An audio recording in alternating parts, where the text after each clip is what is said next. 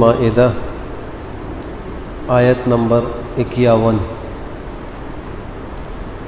اعوذ باللہ من الشیطان الرجیم، بسم اللہ الرحمن الرحیم۔ یا ایہا الذین آمنوا لا تتخذوا اليہود والنصارى اولیاء بعضهم اولیاء بعض ومن يتولهم منكم فإنه منهم إن الله لا يهدي القوم الظالمين۔ یہاں سے لے کر 5 آیات تک اللہ سبحانہ و تعالی نے 3 مضامین ارشاد فرمائے ہیں۔ پہلا مضمون یہ ہے کہ مسلمانوں کو حکم دیا جا رہا ہے یہود و نصارہ اور کفار کو اپنا دلی اور قلبی دوست نہ بناؤ، اور اس کے بعد چند آیات دوسرے مضمون سے متعلق ہیں، اور اس کا خلاصہ یہ ہے کہ یہ تو دوست بنانے سے منع کیا جا رہا ہے، اگر کوئی خدا نہ خواستہ العیاذ باللہ دین سے پھر جائے اور مرتد ہو جائے، اللہ سب کی حفاظت فرمائے، تو بھی اللہ اور اس کے دین کا کوئی نقصان نہیں کرے گا۔ اللہ ان کے بدلے میں ایسی قوم لے آئیں گے کہ جن سے اللہ محبت کرتے ہوں گے اور وہ اللہ سے محبت کرتے ہوں گے، اور آگے بھی کچھ اور ان کی صفات ذکر فرمائی ہیں۔ اور تیسرا مضمون یہ ارشاد فرمایا کہ جب اوپر یہود و نصارہ کی دوستی سے منع کر دیا، تو اب مسلمانوں کے دوست کون لوگ ہوں گے، یا بالفاظ دیگر اسلامی برادری کون سی ہوگی؟ تو اس کو فرمایا کہ انما ولیکم اللہ ورسولہ والذین آمنوا الذین یقیمون الصلاۃ ویؤتون الزکاۃ وہم راکعون۔ تمہارا دوست اللہ ہے، اس کا رسول ہے، اہل ایمان ہے، جو نماز پڑھتے ہیں، زکوٰۃ دیتے ہیں اور اللہ کے آگے جھکے رہتے ہیں۔ تو یہ اسلامی برادری ہے، یہ تمہاری دوستی کے زیادہ مستحق ہیں، ان سے تعلق اختیار کرو، اور یہود و نصارہ سے اور ان کی دوستی سے اپنے آپ کو بچاؤ۔ مفسرین نے اس آیت کے شان نزول میں یہ واقعہ بھی نقل کیا ہے کہ سرکار دو عالم صلی اللہ تعالیٰ علیہ وآلہ وسلم نے مدینہ منورہ ہجرت کے بعد یہود سے کچھ معاہدے کیے تھے۔ اس میں یہ معاہدہ تھا کہ ہم تمہارے ساتھ جنگ نہیں کریں گے اور تم ہمارے ساتھ جنگ نہیں کرو گے، اور جو ہم سے لڑنے کے لیے آئے گا تم اس کے ساتھ تعاون نہیں کرو گے، اور جو تم سے لڑے گا ہم اس کے ساتھ کوئی تعاون نہیں کریں گے۔ لیکن یہودی جو تھے وہ تو سازشی فطرت رکھتے تھے، اس معاہدے پر پورا نہیں اترے، اور انہوں نے وعدہ خلافی کرتے ہوئے مشرکین مکہ کو ایک خط لکھا، اور اس میں ان کو اپنے قلعے میں آنے کی دعوت دی تاکہ مسلمانوں کے خلاف کارروائی کی جا سکے۔ اس بدعہدی کے نتیجے میں سرکار دو عالم صلی اللہ علیہ وآلہ وسلم نے صحابہ کرام کا ایک دستہ ان کے مقابلے میں بھیجا اور ان کو سرزنش فرمائی۔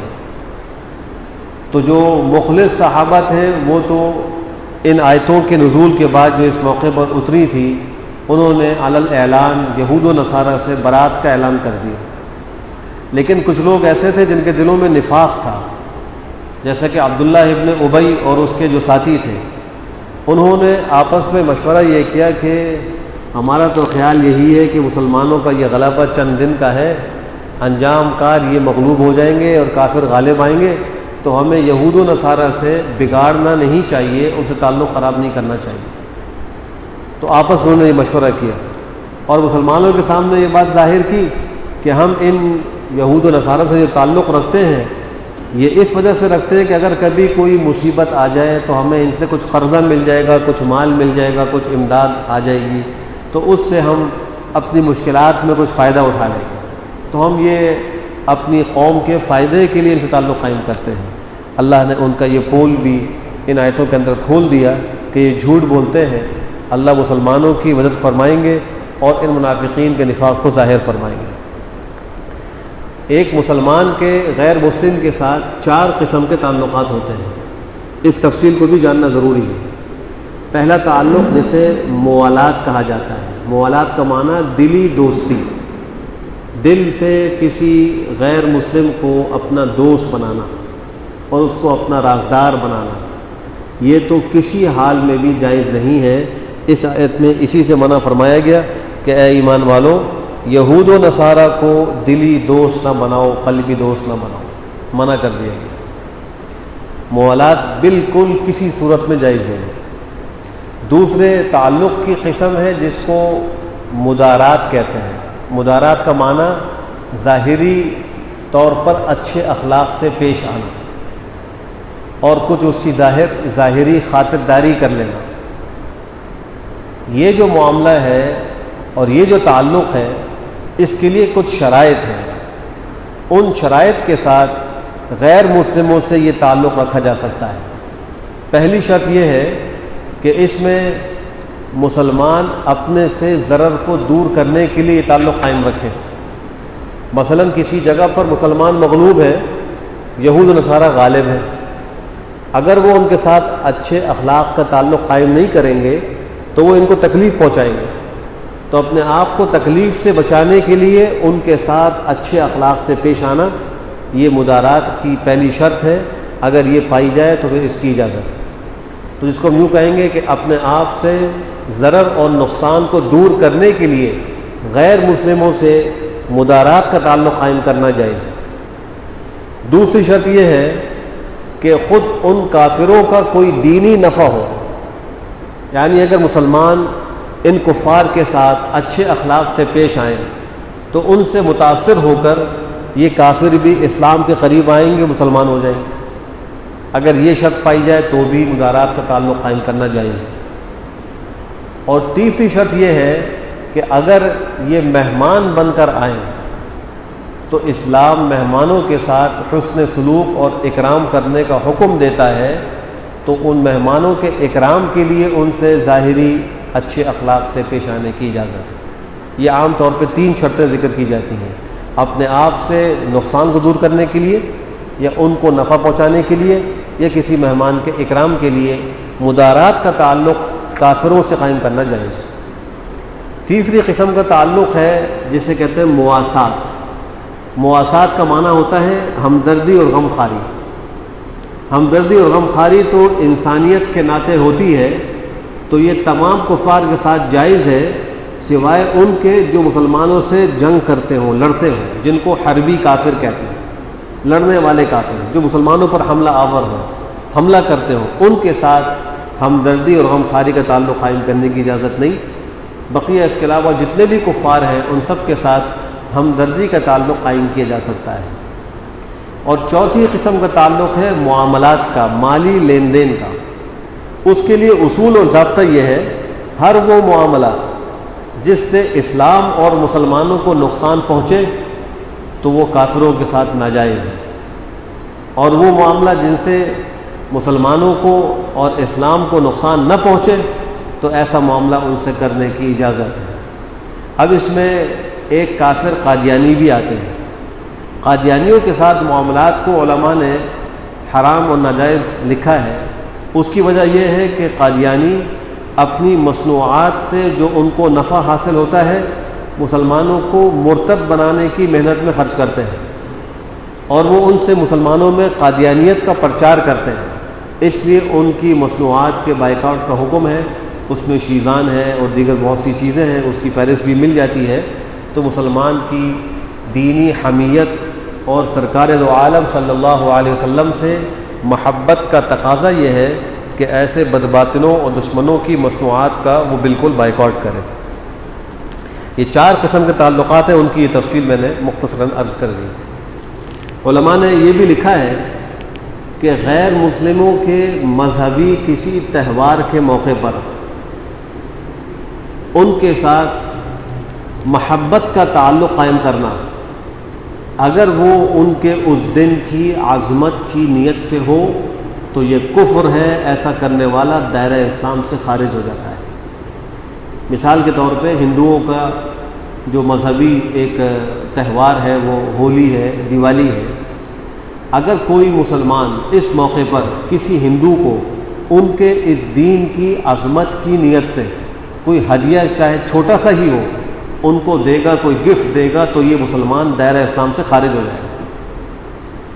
اور اگر بغیر کسی عظمت کی نیت کے ایک تعلق کی بنیاد پر کہ میرا پڑوسی ہے، میرے محلے میں رہتا ہے، یا میرا وہ پارٹنر ہے وغیرہ وغیرہ، اور اس پہ وہ اس کو دے رہا ہے، تو اس کو علماء نے مکروہ لکھا ہے۔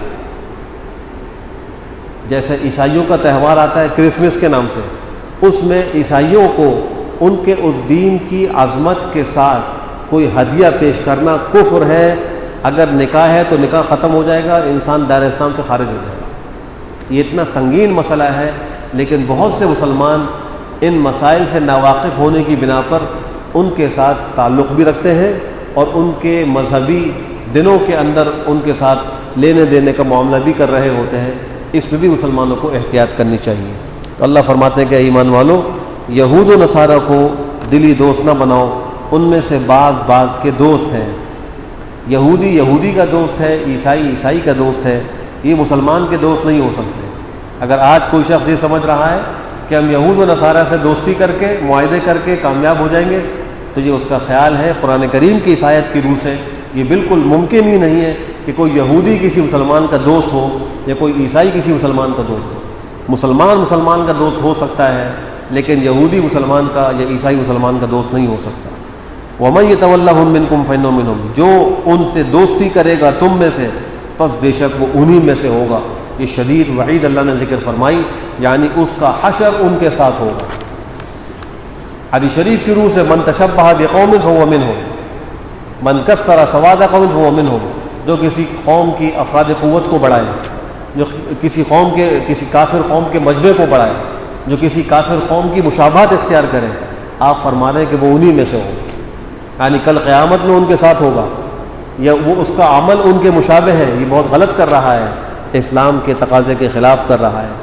آگے فرمایا کہ اس بات کی سمجھ اللہ اپنے فرمانبردار بندوں کو دیتے ہیں، ظالموں نافرمانوں کو اللہ اس بات کی سمجھ نہیں دیتے۔